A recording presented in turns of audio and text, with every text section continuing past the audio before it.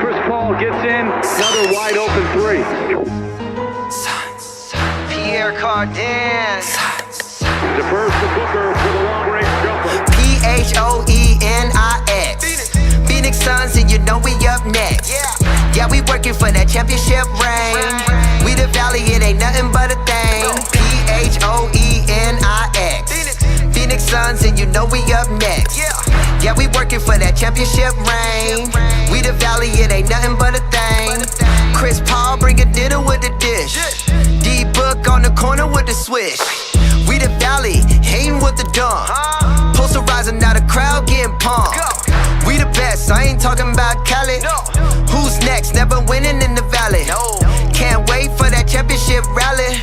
Send them home, send them back to Cali. Stand up if you're down for the Suns. Put a finger in the air, we number one. P-H-O-E-N-I-X. Phoenix Suns, and you know we up next. Yeah, we working for that championship ring. We the Valley, it ain't nothing but a thing. P-H-O-E-N-I-X. Phoenix Suns, and you know we up next. Yeah, we working for that championship ring. We the Valley, it ain't nothing but a thing.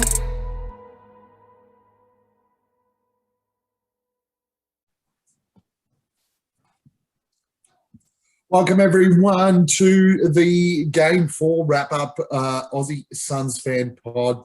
Obviously, we're still on a little bit of a downer after another loss, but onwards and upwards, 2 out of 3 to go. That's all we need, and we're back home, and we still have home court, so that's all that matters. Cable, how are you going? Welcome back. We've missed you.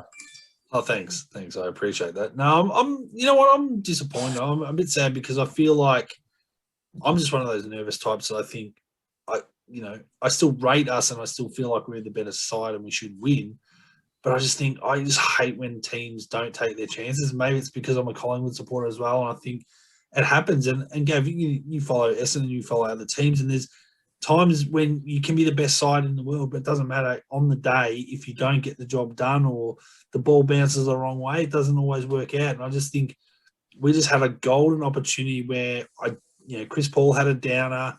I think certain things didn't go our way and we didn't play great. We had all the turnovers and our offensive rebounding was pretty average compared to the Bucks, but we still were so close. And I feel like it was one of those games that we should have won. So we could go 3-1 up and take a little bit more of that pressure off. And we didn't. It's 2-2. And now I think in a way the momentum's more with the Bucks in that they haven't played the greatest, but they'll be thinking, geez, we're up and about. The series is level. Like, what have we got to lose? So that's from that point of view, I'm more of the pessimist. Like, I like to be optimistic like everyone else, but maybe Suns in 4 and Suns in 5 got a bit too carried away. I think, I don't know, Yeah, I did say that in the last pod, and I like your analogy there too. And I sort of gave the same analogy when I was talking to a couple of mates the other day. Somebody asked me what happened in that last quarter, and I went, it's like the AFL. Shit kicking is shit footy, and that's what we were in the last quarter. We turned the ball over. We allowed far too many second chance opportunities, which we've done the whole series so far. So, and honestly, it's. If we're going to look back and sort of touch on the game, and we're not going to go into it in any great deal of depth, I think we'll focus on some other things tonight. But as far as I'm concerned, I just think Chris Paul's trying too hard or trying to try too hard. He's so desperate to win this title. He's so desperate to win this one that's here in front of him that he is basically trying far too hard. So I don't want to just jump in. Playing the game.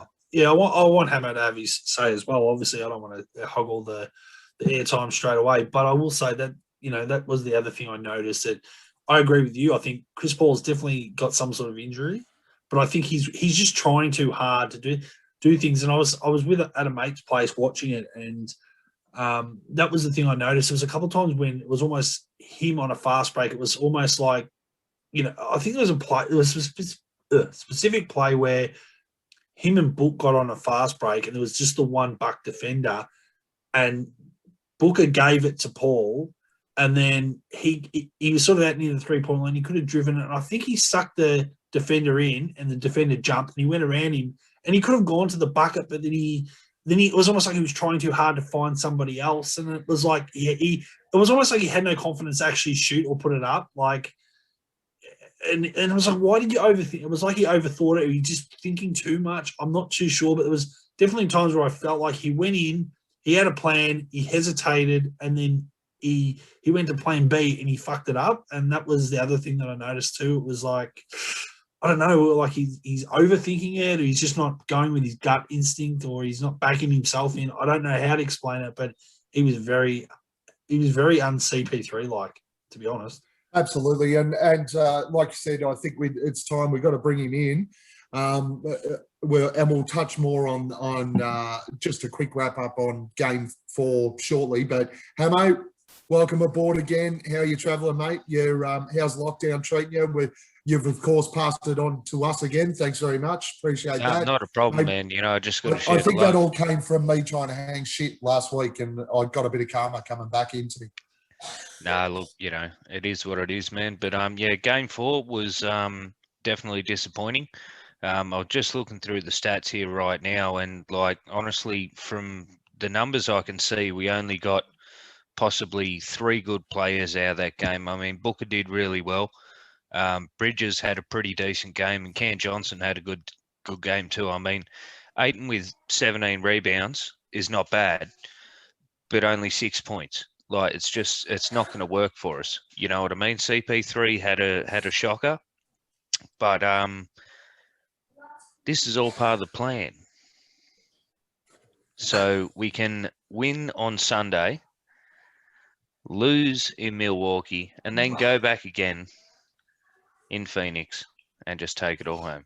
Well, that's what the NBA would love, because did I not hear that the numbers and the viewership has been up and above what was last year, and that was the Lakers. Massive. Yeah, Massive like last 60-something% or 30-something percent, something huge. Yeah, massive. Numbers are up massively over the last couple of years. But I don't think it's all part of the plan, unfortunately. I really do think that the Suns. Well, look, we didn't lose that. Milwaukee didn't win that game. We lost it. We had control of the game, 9 points up with 5 minutes to go, but it was there was 2 key Chris Paul turnovers right at that period of the game, which took it from 9 points down to, I think they hit a 3 and a 2, so brought it back to 4 points, gave them all the momentum in the world, and it really hurt us. I think that was the hardest part, and you could see the nerves kick in after that. And look, we've got a young side, so they're going to be hit by nerves every now and again. But no doubt, I think if you go back to Monty's speech after the game, which Cable posted on the page for those that haven't seen it, everything that Monty said is bang on. Offensive rebounds, turnovers, you take those out of the game, we win that game by 15. Easy. But it was the same as Game 3, really. But it's woulda, coulda, shoulda situation. That's why I get of course it is, because you're right. I mean, but we can address it. Well, you can address it, but I mean, at the end of the day, like, there's only so much you can do. Like, it's something to focus on, but it still should be in the DNA that you don't want to give the ball up. And you know, the Bucks they're still a good side. They're the second best team in it, I guess, at the end of the day, or we're the first best. Who knows? But you know, they're not going to make it easy for us. So I think someone did say in the comment, I can't say who it was in the chat, but it's going to be a dogfight, and it probably will go 7 games. I think it's going to be scrappy, and that's the concern I have is, have we played enough games in tight situations, especially in the playoffs, to have the skill set and the mental strength to make the right decisions down that that last 2 minutes to win the games. Yeah, we got one against the Clippers, but I don't know. Like, I felt like we did fall away in that last 2 or 3 minutes, and Book was lucky not to get that 6th foul that he stayed down. But even the decision for him to do that, I'm like, what the fuck are you doing? Like, Book, you already sat off on the bench for about 7 minutes because you're in foul trouble and we need you. And then it was like he did that, and I was like, he did so well for us for that game to have us in that position. Then you do something silly like that, and you got real lucky. It's a young man's mistake. Well, definitely, but this is where, like, I know people going into the playoffs said we don't have much experience going to playoffs. No, I'm not talking about just the finals. I'm talking about the playoffs. And I know Espo and a few other people on different podcasts are listening, no, well, that's all rubbish and all that sort of stuff. And there's a point I do agree with it. And again, I don't want to go back to, sort of AFL level stuff, but in most sports, teams that have actually been to the well before a few times normally have that little bit more of an edge when things get hard. And I think that's where maybe the Bucks might have us when it gets to the crunch. I think the Bucks have played playoffs before and had the disappointment before, whereas we haven't. I know Chris Paul as an individual has, but the Bucks have got that slight advantage of they've got a bit more. I'm not saying they don't have more drive than us, but they might get that extra 1%. And again, that's why I'm concerned. Slightly little bit bigger chip on their shoulder. Yeah, because they've been there. They've had the experience. They've had the disappointment. Now they've finally got there. And both teams are very driven. Both teams want to win the championship, don't get me wrong. But I think when push comes to shove in those tight situations, I think, there's probably a little bit more experience on the Bucks side of things. So, fellas, we just want to move on then. Our player of the game for Game 4, pretty easy one, I would have thought, but we'll roll it out anyway. Hammo, who was your player of the game for Game 4? Look, didn't have the greatest game, but obviously Booker was our best player. Yep, number one. Yeah, pretty hard to go past him, man. CP had a bad game, man. That's all it was. He just had a bad game. He might be hurt, whatever. We won't get into that.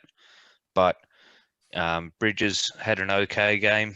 Crowder did great from 3, but mid-range was shocking. So, yeah, I'm just going to have to go with either Booker or Abdul Nader. We can't nominate Abdul because he didn't get any minutes in this one, so that hurt us. But isn't that a good thing? Well, it isn't for when we try to nominate him for player of the game, which I did when he had 49 seconds and Frank had 51, and I Frank nominated didn't get him any as minutes co-player either of the this game. Did not get 1 second this game. Yeah, no, that's a pretty good nom, I think. Devin Booker, I think it's going to be hard to go past him. Nobody else was really in the mix. Cable, unless you got anyone. Oh, look, I think it would. You have to say Booker, but I think if you had to pick a backup, if you can't, say Booker was off the table, and let's say Hammo has picked Booker, I'll pick Cam Johnson. I think he's just still done the job. And it sort of comes back to, I don't want to harp on Game 4 too much, but now that you've got me on a roll, it's just making me think of other stuff. And the other thing that sort of frustrated me, where I think we were in the box seat and we were playing well, I think whether it was Chris Paul or Booker or whoever had the ball, I felt like there was an opportunity where Cam Johnson was hitting some shots and then we stopped giving it to him, and Jay Crowder was putting up bullshit shots. And I was like, I feel like, and I want to, it's kind of almost going to echo someone, I can't even remember who said it on the solar panel, but I was actually thinking it. I actually feel like in this playoffs, we have a funny thing of, if someone's hot, we don't seem to give it to them all the time. Like, apart from Booker this game, I think Booker was smart. When he was on, and we just let him play it out, and he was hitting those shots. And that makes sense. But if someone like Cam Johnson gets open, he hits a big 3, next time down the court, if he's open again, give it to him. If they leave him open, give it to him. But then somehow it would, get kicked out to Jay Crowder, and he put up a fucking crap shot. And you go, and then Crowder would take another one. And you go, why are we not giving it to Cam Johnson or even Cam Payne or someone who's on a bit of a flow? Like, play the percentages. And I felt like our decision-making from that point of view too was a little bit mediocre. I thought Cam, or maybe Cam's unselfish too. I don't know. But I feel like Cam's just a team player. He just does a bit of everything. But if you're hot, mate, just keep shooting. Keep shooting. Yeah, look, it's hard to disagree. And if I didn't have Booker, I would have said Cam Johnson as well. I was sitting with Ash watching the game, and I sort of said to Ash, look, Cam Johnson has been probably our best finals player at the moment, outside of Probably, well, I mean, Devin Booker is clearly there at the moment. DeAndre Ayton throughout the playoffs has been huge, but the 4 games of the final series, Cam Johnson's just been he's been consistent. He's hit shots. Defensively, he's been great. He's been fantastic, but he hasn't been the best player on the court. That's the only thing. But he'd be top 2 or 3 every single game so far. And he's extremely underrated, I think. There was a play. So if from on the TV side of things, it was on the right-hand screen when the Bucks were going to the right of screen, and somehow we stuffed up defensively, and 2 of our guys got sucked out, and I think it might have been Torrey Craig and Ayton, and they had a free run at the hoop, and out of nowhere, Cam Johnson comes across for the block. And It was like he had no right to even get to it, but the fact that he read the play and realised his teammates had stuffed up, and he had to double up and go around, and he came in and blocked the hell out. I can't remember who it was, but he blocked the hell out of it. Might have been Bobby Portis. But even that, I just think he doesn't come across as in your face and getting a lot of stats, but it's all those little 1%ers that Cam Johnson does that I think Maybe That little 1%er that he chucked in BJ Tucker's face. Yeah. Well, the baby-faced assassin, but hard to go past Book for game 4. Flog of the game or since our last pod, Cable. Oh, flog. Has to be Scott Foster, doesn't it? I don't know. Scott I think didn't officiate the last game, so yeah, I know. Well, game 3, but no, I think I don't know. I think the reffing, and I've heard a lot of people get stuck in the, I think the reffing for going both ways was really average and confusing, inconsistent. I mean, it was pretty average right through. And it was. And even like that last 2 minutes, to be honest, I don't know what the rules are anymore with the NBA when they go to look at things, and the next minute they look at things, the next minute they don't. And, the ball coming off, I guess the momentum shift of the ball coming off PJ Tucker's foot, and then they were saying it was off Booker, and then Booker getting frustrated, giving that 5th foul away. Just so much of that stuff, again, Booker needed to keep himself in check, but I know how frustrating it is when things, go against you. When Too much inconsistency, man. But there was, but even the trap call when they called the foul on Cam Johnson right near the end, and like stuff like that. And I believe in that. Look, I used to umpire, so I know it's a hard gig, and you're going to cop it no matter what, because there's going to be people in the crowd that don't even know the rules. But how does a person get their gig? Like their first proper game is an NBA, or their first ever NBA final, and it's game 4. And I know new people have to come in, but he made that call. Apparently, he was the rookie ref that made the call on the trap towards the end. And we shouldn't. Which was such a poor call. Oh, it's a terrible. It was such a poor call. I understand the feeling. It's really hard once you made the call, blown the whistle, and made the decision to actually change it, because you don't want to look like, oh well, you've backed down and you've buckled to what the players are saying. But sometimes you have to go, you know what? Actually, I've made a bad call. Like I called. Yeah, I'm not sure here. Well, I think I've done it before. I know. Again, going back to the AFL thing, I umpired AFL, and sometimes you think, oh, the guy's absolutely, he's got the mark, and you go to blow the whistle, and then they drop it at the last second. You go, oh, we'll play on. Everyone's like, you blew the whistle. So, well, I didn't expect him to actually drop the mark, but and then you just have to go play on. Yeah, absolutely. And I officiated basketball for nearly 9 years and got up to a pretty good level. And I did the same thing. I made calls where I just assumed it was going to happen. But you've got to have the courage to go, you know what? I stuffed that one up. Let's just reset it. Yeah. And I think you would have got a better result out of that anyway. Totally. Hey, mate, flog.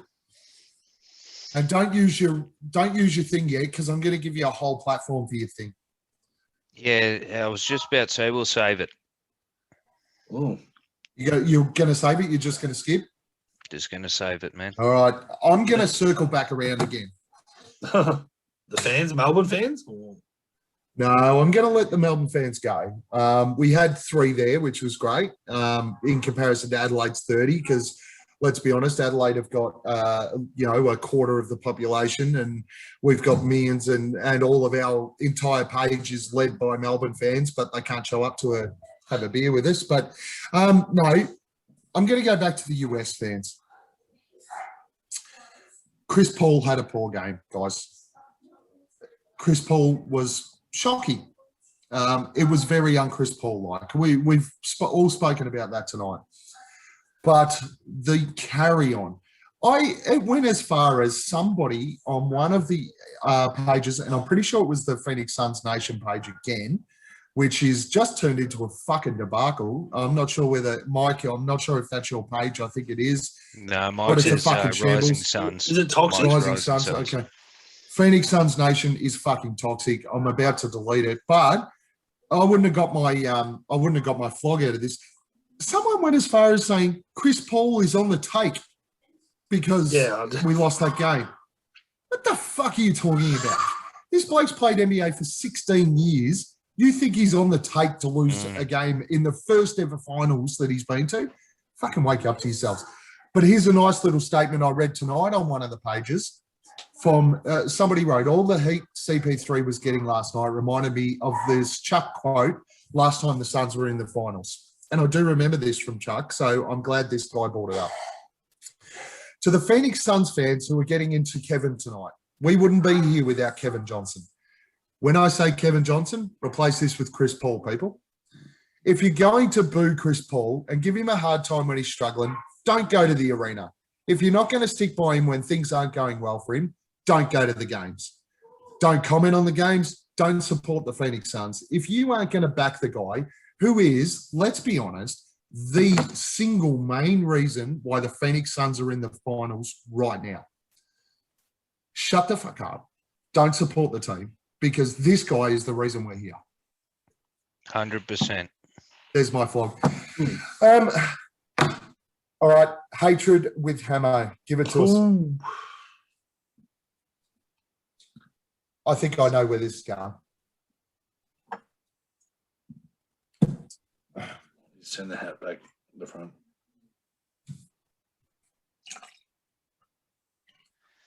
You reckon you know where this is going, do you, Gav? I think I do. All right. Guaranteed neither of you is seeing this coming. Oh, no, It's you and me. It's Melbourne. Oh, no. Melbourne fans. The person I want to have a go at this week is Ronnie Singh. For those of you who don't know him, he's also known as @Ronnie2K on Twitter and Instagram. Yes. No, I didn't see this one coming. Please, our fans, Suns fans, Aussie Suns fans, Phoenix Suns fans abroad, get on to Ronnie2K on Twitter and Insta. For starters, he's brought out about 7 years worth of shit games. Just terrible, terrible games, man. He's had horrible ratings for all our players, right? Whether it's Suns players, whether it's other players, whatever. My main point is, what the fuck are you trying to play putting Luka Doncic on the cover? Seriously, man. I don't know if it's you or Mark Cuban trying to fuck his mum Miriam, which is fine. I'm with you on that. But it's just not on, mate.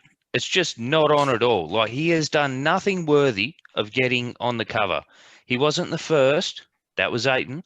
He wasn't the second, which was some bloke called Marvin Bagley. You were the third pick overall. And you're getting on the cover before Booker, before Ayton, before Paul, before any of these guys before you. And it's just not fair, man. Like, honestly, you should not be on the cover, right? So to Ronnie 2K, honestly, fuck you. You're a flog. That's a good spray. That's a good spray. I didn't even know Ronnie made that. So I knew he was involved with the game, and I thought he was just a promoter or whatever. So does he make that? Someone needed it. Someone needed that spray, though. No, they do, because and this is not an anti-Luka thing either. It's not his fault. If they ask him, of course you want to be the cover guy. I don't understand why. Even I would be wrapped as a Suns fan if it was Ayton, but I don't even think Ayton should be on the cover. I think you have to have a bit of a body of work, and Booker's someone we could have. The only thing I can think Chris of, Paul should have been a walk-up. the silver lining is it's probably someone that was not in the playoffs still. I needed someone to photograph and go, well, Luca's not in That's the probably playoffs true. somewhere. Chris Paul should have been a walk-up for that cover. The only good thing about it is you got the what they call the 2K curse, which is usually whoever's on the cover gets traded next year. So I'm very happy that it wasn't Booker this year. But how the fuck out of everyone you go and chuck bloody Luka Doncic on there, man? Are they I'd trying rather to go see for Miriam on the cover. Honestly, I've got a bigger issue please. with the two. I've got a bigger issue with the 2K covers. All right. Now, I do love that one. Now, I'm not going to protect 2K here, but Luka sells, right? Yeah. People want to buy Luka. That's why he's on the cover. The one that gets me is the Legends cover.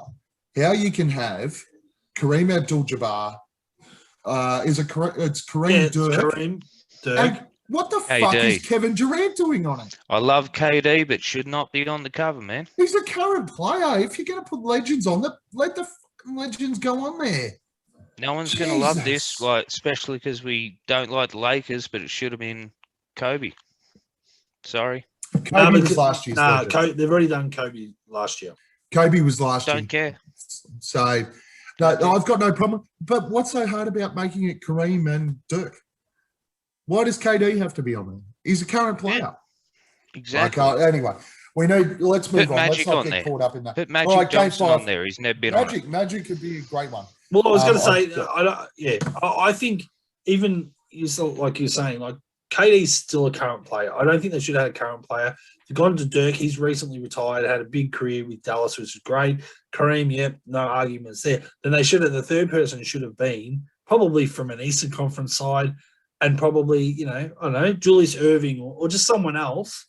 That could have been anyone. Or a little bit, a gap between, or even Steve Nash. You have Kareem passing the torch to Nash to Nowitzki or something a little bit more. Yeah. Fill in the gap, like not too like Hakeem Olajuwon.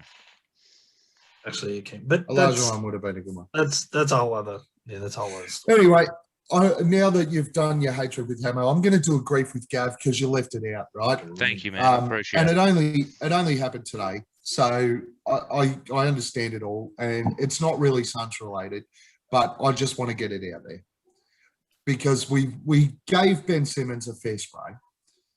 Liz Cambage, what the fuck is wrong with you? You go into camp, you fuck things up, you go out partying on the streets of fucking Vegas with everyone. Then when the Australian Olympic Committee go, we're going to have a look at whether or not we can send you, Liz, because you fucked up here, you go, my mental health's not good enough and I can't go into a bubble. You're a fucking idiot. Pull your head in. Let's be honest, you are basically now Ben Simmons. You're dead to Australians. You will not make another Opal side. You're finished. You have been corrupted by the WNBA. You think you're better than what you are. You are a gun, but pull your fucking head in. You're an idiot. Yeah, she's always been an outspoken pain in the ass, though, has she not? She's always been an idiot. Mm. All right, game 5. Let's get into it. Cable, what are we going to do? How are we going to win it? All we need, simple mathematics is we need to win it. We can't hope that even if we just lost, we've got 2 more chances to win. I don't think that's going to happen. I think if we lose at home, the Bucks are going to win it in 6, and that's going to be fucking really embarrassing to lose 4 in a row. We have to win. There's no ifs or buts. I think it's not just a home court advantage type scenario where we'll just win them all at home and whatever. We have to win game 5. I think if we don't, I think this championship would just slip through our fingers. I think it's. But how are we going to do it, mate? How are we going to do it? Well, consistency right across the floor. I think the thing was, like, again, if you guys had told me before the game, if I would say I watched it on delay or I hadn't seen the result, and you said Booker scored 42, we won. But you got to have buy-in from it. And it's not having star performance, right? Everyone doing the team thing. But if you have one person dramatically down, and when I'm talking about one, I mean, really, you got to really have the big 3. It's Booker, Ayton, and CP3. if one of them's really down and has a bad game like CP3 did, that hurts. And then if you don't get offense from DA as well, that hurts. So, I mean, there's only so much I can do. Yeah, Crowder did his bit. Bridges did his bit. You know what? You know who we've actually missed? And I can't believe I'm going to ever say it after we started these podcasts. Dario we've missed. Even if it's for 5 or 6 minutes, give a chop out and have someone that can actually hit a shot or just be there. I think Dario's been missing. Like you said, like Frank didn't get any court time. I know it's probably in a blessing. A silver lining is maybe Cam Johnson's had more opportunity for more minutes, same as Torrey Craig. But I mean, when you need the bigs to actually take these rebounds, Aiden can't do it all by himself all the time. So that's what concerns me. Yeah, he smashed it on the boards, but the Bucks still did some damage there too. But then unfortunately, it's not even offensive. It's not like he had 4 from 20 from the field. He didn't even shoot that much or didn't get opportunity to shoot that much. So I think they need to work with DA about once he gets a mismatch and he's on Connaughton or some other small guy, he's going to fucking smash the fucker. Just work that shit. Don't worry about it. You might get an offensive foul or something, but you need to take it hard to the basket and just expose. Make sure you're calling for it and go, Book, give it to me. CP, give it to me. And smash that down hard and just show your domination. I don't know. Absolutely. Hammo, how are we going to do it? What's going to happen? Game 5. I'm a very authorial type of person. Look it up. It's an actual word. So I felt that in the last few minutes in the Bucks game, the crowd at the Milwaukee Arena did it helps. Helps. So I really think that home court advantage is really going to help us. I mean, the Suns are very, very loud fans. Like Cable said, we have to get this next game. If we don't, then,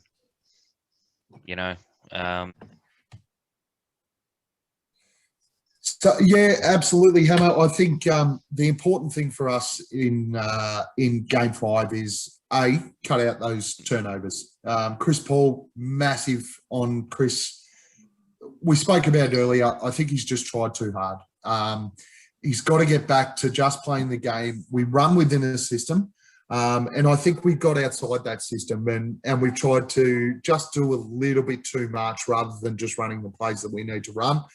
I know someone mentioned before about DA and DA not hitting the scoreboard, and I think a lot of that came down to the way that we ran those plays as well through Chris Paul. So DA becomes more efficient when Chris Paul's doing or running the game the way he runs the game. I said in the last pod, I can't see Chris having another game like he did in Game 3, and that he had a worse one. I think Chris Paul's got enough people that he has the year of that he will have conversations over the next couple of days, and we'll see a completely different Chris Paul in this game. We also need to we need to stop the the offensive rebounds have been a massive problem right throughout this series, and too many times we drop off and just allow the Milwaukee guys just to get to the basket and pull those offensive rebounds in. Yes, they're going to get boards, but we've really got to make sure that we're boxing out and ensuring that the team with the most offensive rebounds is us. If you have a look at that game, we had a better shooting percentage than them. Booker had over 40. Everything pointed to us winning that game. Reality was the turnovers and the offensive boards were the two things that they scored all their points off. The turnovers created transition buckets. Transition buckets gave them the scores, particularly in the last quarter. So I've got no doubt. Look, Monty's a fantastic coach. That'll be addressed. It'll be addressed hard. He certainly didn't take a backward step in that after-game discussion with the players, which was fantastic. And these players know what they have to do now. And reality is they need to step up and finish that for Game 5. And I do agree with both of you. If we drop Game 5, it's going to be a long, long mountain to climb from there. They do have the momentum because they've won 2 in a row. But the beauty is we all know this team responds and they respond well. So I'm really looking forward to seeing how the boys go. I think that we will respond, and I think we'll respond in a really, really strong way. Phoenix Rise, and- man. Yeah, and I think we might just see a bit of a blowout, which might hurt our next segment. But let's roll into it. Multi-time, boys. Multi-time. Get a Hammo first. We have the Suns at the line. The line is currently -4. Suns at the line $1.90, and Mikal Bridges for 1 block. Hammo, give me a leg. Yeah, and the last one you said Book was going to come out fire, and I really, do I hope or do And I I nailed think it that too. CP3 is going to come out? Shit. What's CP3 hitting for 20 points? Chris Paul 20+ points is $1.55.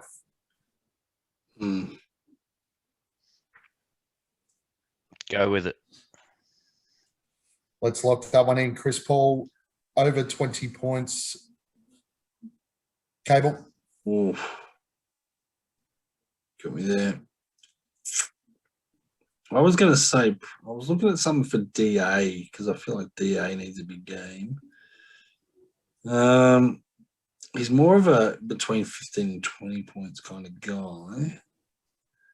I'm going to say he's going to score 15 points. So I'm going to say 15 plus at $1.58.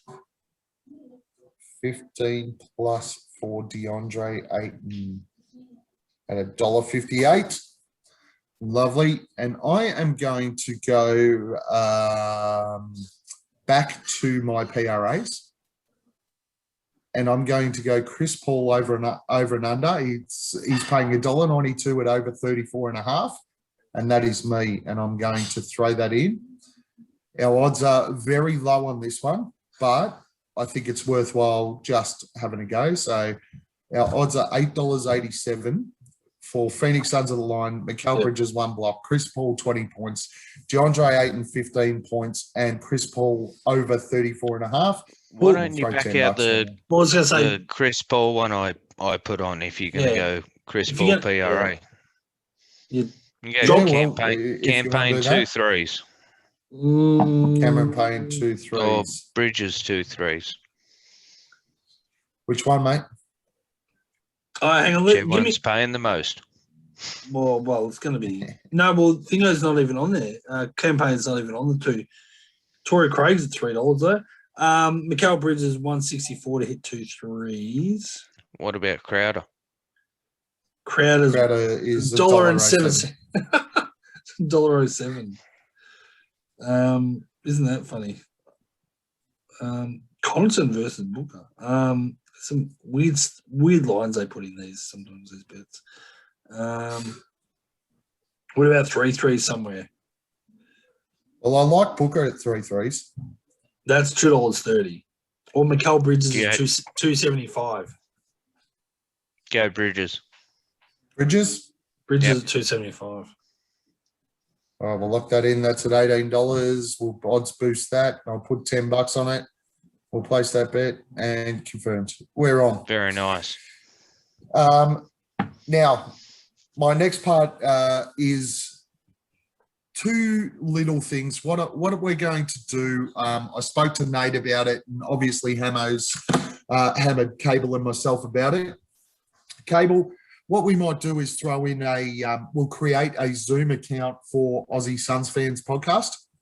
I'm going to set up a GoFundMe and throw it up and see whether we can just get the money together to get the $200 for a year so that we can extend our pods a little bit. I know a lot of people are keen for us to do it, especially those that have been on the pod. So let's give it a go. So that way we've actually got a shared account. Whoever runs it can run it, and we can sort of set it up from there. Yep. So Cable and I will work on that, and we will throw a GoFundMe up there to try and get the money together to create a Zoom account. So I just wanted to mention that for everyone out there. That'll go up over the next couple of days or whatever. Once Cable and I have a chat about it, and we'll work it out from there. Well, fellas, what are we? Friday night. We're heading in. We've got another day tomorrow, and then Sunday it all goes again. Game 5. Cable, any last thoughts? Yeah, there's probably some housekeeping. I probably have had too many wines to remember what they all were. But you brought it up with the whole Zooms thing, and obviously the YouTube has been an issue, and I do apologise to everyone that loves watching Hammo and you on the screen. But there was an issue with, unfortunately, like obviously the ones I haven't been on, you've recorded. There's no issue there. But for some reason, I can watch the footage, but I can't seem to download it and or save it to a computer / upscale it to YouTube. So I don't know what the issue is there, and that might be something I'm going to have to pass the baton to you and then and get you to upload it. I'm not too sure. Otherwise, like I said, if we could start an actual sign-in for Aussie Suns fans and create a Zoom login, might resolve that issue, and we can get through it from there. Yeah, 100%. But yeah, it is a bit of a, it can be a time-consuming thing too, because you've got to encode the video and then upload it to YouTube. If you want to do it, you want to do it. That's up to you. But I know obviously people are watching the videos, which is a good thing. So thank you to all that watch it. But I will say, and this is probably a little bit irrelevant because not everyone's listening to this and or watching this, but I think it's really important that we've almost got 500 members. If only just half of those people just get on, even if you don't listen to these all the time or watch them every time or watch every episode, just go on and like the bloody thing. Please, just all you have to do is log in, look at it, and click the little thumbs up and just give us a little bit of momentum. And it just helps us, again, be seen by other Suns fans around the globe or other Aussie Suns fans that don't even know the Facebook group exists. You're doing everyone a favor. So please, I'm not asking you to fill out a 15-minute survey. I'm asking you just to click on the link, have a look at it, and press like. And it's really not that hard. Like, imagine if even half of our group did that. That'd be amazing. And I know, and a big thank you to the people that have and that have actually watched the videos and commented on the videos, because I get to see them. But it's really important to subscribe is the big thing. So just press subscribe. And if you don't get on YouTube that often, who cares? You don't have to watch it. I subscribe to a lot of things that I just want to know about, but I don't watch all the videos. I just want to know if they've got a new video. Same thing here. You don't necessarily have to watch every video. You might look up and go, I just want to see Gav, Hammo, and Nate. I don't want to see Cable. Great. Watch those videos, but just like the bloody thing. That'd be greatly appreciated. I think it helps every fan out there in our group see it and get in their feed, but also it helps other people recognize the podcast nationally, internationally, that might not even know about our group. So I really want people to think about doing that for us. Well said, bro. Well said. But I'm sure there's a few other little housekeeping things. But apart from that, if we can, I think there's something also. I did tweet out about Suns merch. I've sort of touched. I think one of the other boys in the group hit up Rebel Sport in their Twitter account. I've done the same thing with NBA Store. And I've had a bit of convo with NBA Store. They've actually given me some feedback. And I've pretty much said, look, there's just not any Suns merch in Australia. And it's really, and I said, look, I'm in a group that's almost 500 strong, and there's probably 400 Aussies. And even if half of them, 200 people, said they wanted the Valley jersey or something, a Chris Paul or a Devin Booker, you've got sales there. Like, even if, this is the thing, this is a bit of a flog. The flog, to go back to the vlogs. Gav, are you still there or are you frozen? I'm here. This is it's kind of a bit on the NBA a little bit, because I know Australian retailers get told kind of by the NBA what they have to have.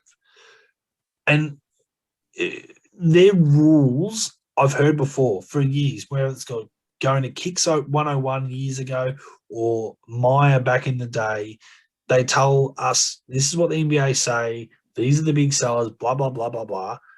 And, yeah, I understand it normally is the big market teams, the Lakers, the Bulls at the time. But the reality is there is a lot of exceptions to the rule, and there's a lot of jerseys that come out for teams that are not that big in Australia that contradict what they've said is their prerequisite to selling to Australia. So don't give me that bullshit anymore. I know Booker jerseys have come out in Australia in small quantities. They've clearly sold out because I never see them on the rack no more. I see a lot of LeBron Jameses and other shit kickers from other teams. I'm like, I went to Rebel Sport the other day and they had Cole Kuzma and fucking Alex Caruso, but we can't have one Phoenix Suns player. No, and that's what blows my mind. I could not believe. I was there with my daughter, and I think I sent the photo. I don't know if I put it in the group or in the chat, but I'm like, are you taking the piss? You've got Alex Caruso, not even a starter, not even an all-star. He wants You've to got my FUD. Yeah, but all jokes aside, like if the Lakers are the biggest thing in the world, I understand it, but it's not. It goes against. You've got CP3, who I know over the time we've had him in a Clippers jersey that's come out. I've seen that before. His New Orleans jersey was out there and about. Like, how is he not out even still now? Or even Booker, close enough to being also, Dame Lillard comes out. You can get a Lillard jersey. Like, I think there's a lot of hypocrisy in the way they select the jersey to start off with. So that's a little bit of a flog. The other thing is, even if you go on the NBA store, the international version, I went to try and get a CP3, and it's a pre-order. You have to order it as a CP3, but they weren't coming till January 4 or something like that. I'm like, that's ridiculous. Like, how long? But that's the thing. It's like, I understand they don't want to mass produce a jersey in case a player gets traded because we know player movement's so big. I understand that. I appreciate it. But why don't you just do pre-orders and go, there's a pre-order for Devin Booker championship jersey if they win, and then you just take all. I don't understand why I can't go to the team shop. Like, you can walk into the Phoenix Sun shop at the arena and get a jersey printed on the spot. Yeah. So I actually found the Phoenix Suns Australia. Sorry, Gav. I actually found the Phoenix Suns NBA store. Yeah. Had a lot more options than the actual NBA store. Not like NBA store / Phoenix, but you went to their suns.shop.com. Yeah. Sun shop. I went there too, but they won't send jerseys. Why? They used to, because I got my Goran one from there, and again that was printed. Yeah. So the old in stock jerseys are no problem, but if you go to order a jersey, they won't send it. Have to have a US address then, I guess. I have to have friends. Well, come on, US fans, get someone do us a solid. Anyway, let's move on. Hammo, any final words from you? Yeah, mate. Look, I'd just like to put a special shout out to our latest member of our group, Nathan Bishop, good friend of mine. Been a bit down on his luck the last probably year. Mate, glad to have you on board, and all with you, brother. Love you, man. Great to have you on board, Nathan. Hopefully you're watching these podcasts and getting something out of it. Nathan, like it. Yeah, Nathan's all over it, man. He was telling me today he's watching. He's a fan, which is awesome, man. So, we all love you, Nathan. We're all wishing you the best, brother. My farewell message is, like every video, like everything you can, get on, subscribe, do all that sort of shit. Subscribe on Spotify, like on Spotify, subscribe on YouTube, like on YouTube. Get that shit done. Follow us on Twitter. We have, Cable, myself, Hammo, we're all on there. And now, of course, we do have the Aussie Suns fans Twitter handle. So that's been going off. We've actually picked up a couple of other fans just out of that Twitter handle alone. We all know Suns Twitter is magnificent. It's probably one of the better Twitter feeds from an NBA team perspective. So jump on there, follow, get on there. You get some great content. If you can follow David Kevin, Kellen Olsen, these guys give you some great stuff. Enjoy a little bit of Pierre Cardin at the end. Go and like him on Instagram as well, and make sure you support him. He gave us permission to use his song at the start and the end of this podcast, which we have been using, and hopefully everyone enjoys. Enjoy your time. Get ready for it. Game 5 coming up. Phoenix Suns versus Milwaukee in Phoenix. Hopefully, we're going to see a much better performance from our boys. Cable, Hammo, thank you very much, and we will see you all after we go 3-1. As Chris Paul gets in, another wide open three. Pierre Cardin. Defers to Booker for the long-range jumper. Phoenix. Phoenix Suns, and you know we up next. Yeah, we working for that championship ring. We the valley, it ain't nothing but a thing. Phoenix. Phoenix Suns, and you know we up next. Yeah, we working for that championship ring. We the valley, it ain't nothing but a thing. Chris Paul bringing dinner with the dish. D-Book on the corner with the swish. We the valley, hating with the dumb. Posterizing, now the crowd getting pumped. We the best, I ain't talking about Cali. Who's next? Never winning in the valley. Can't wait for that championship rally. Send them home, send them back to Cali. Stand up if you're down for the Suns. Put a finger in the air, we number one. Phoenix. Phoenix Suns, and you know we up next. Yeah, we working for that championship ring. We the valley, it ain't nothing but a thing. Phoenix. Phoenix Suns, and you know we up next. Yeah, we working for that championship ring. We the valley.